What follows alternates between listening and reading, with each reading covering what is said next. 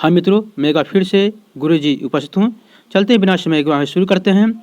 सक्षमता परीक्षा की तैयारी करते हैं। 1, भोजन सभी सजीवों की आधारभूत संरचना है। 2, मनुष्य अपना भोजन पादप तथा जंतु स्रोतों से प्राप्त करता है।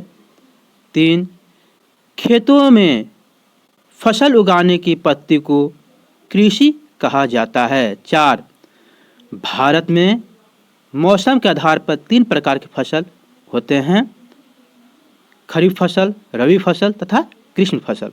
5वां, मिट्टी की उर्वरता में वृद्धि करने वाले सभी सूक्ष्म जीव तथा जंतु को किसानों का मित्र कहा जाता है। 6, मिट्टी की उपजाऊ ऊपरी परत को शीर्ष मृदा कहा जाता है।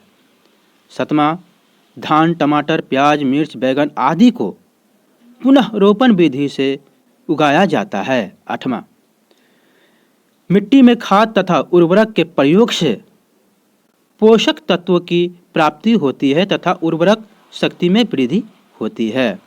9वां, फलीदार फसल की जड़ों पर पाए जाने वाले ग्रंथियों में राइजोबियम नामक जीवाणु पाया जाता है। जी हाँ, राइजोबियम।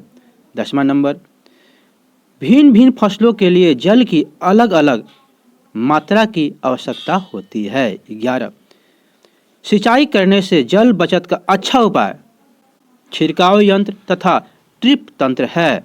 12, वैसे अवांछित पौधों को जो खेतों में फसलों के साथ स्वतः उग जाते हैं उसे खरपतवार कहा जाता है। 13, खरपतवार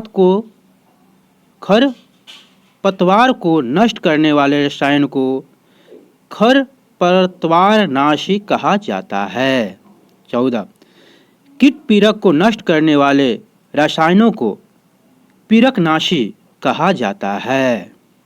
15, अनाज के दानों को उनके पौधे से अलग करने की प्रक्रिया को दौनी या थ्रेशर कहा जाता है। 16, हार्वेस्टर तथा थ्रेशर का संयुक्त रूप को कंबाइन मशीन कहा जाता है।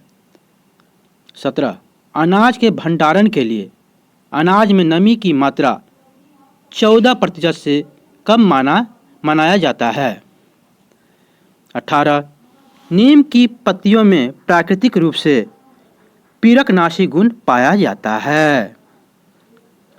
बड़े पैमाने पर अनाजों का भंडारण साइलो भंडारों में किया जाता है। 20, हमारे देश में अनाजों के भंडारण की व्यवस्था भारतीय खाद्य निगम यानी FCI करता है। 21, मनुष्य अपना भोजन पादप या जंतु स्रोतों से प्राप्त करता है।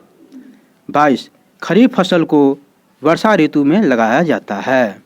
23, धान की फसल को उचित वृद्धि के लिए अधिक मात्रा में जल की आवश्यकता होती है। 25, बड़े पैमाने पर अनाजों का भंडारण साइलो भंडारण में किया जाता है। 26, भोजन से हमें ऊर्जा प्राप्त होता है।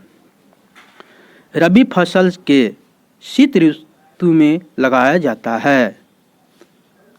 28, खेतों की जुताई करने से मिट्टी का वायु संचरण बढ़ जाता है। 29, क्षतिग्रस्त एवं रोग युक्त बीज जल की सतह पर तैरते हैं। फसलों तथा सब्जियों का भंडारण शीतागार में किया जाता है। यहाँ तक बनने के लिए थैंक यू, शुक्रिया, बहुत बहुत धन्यवाद।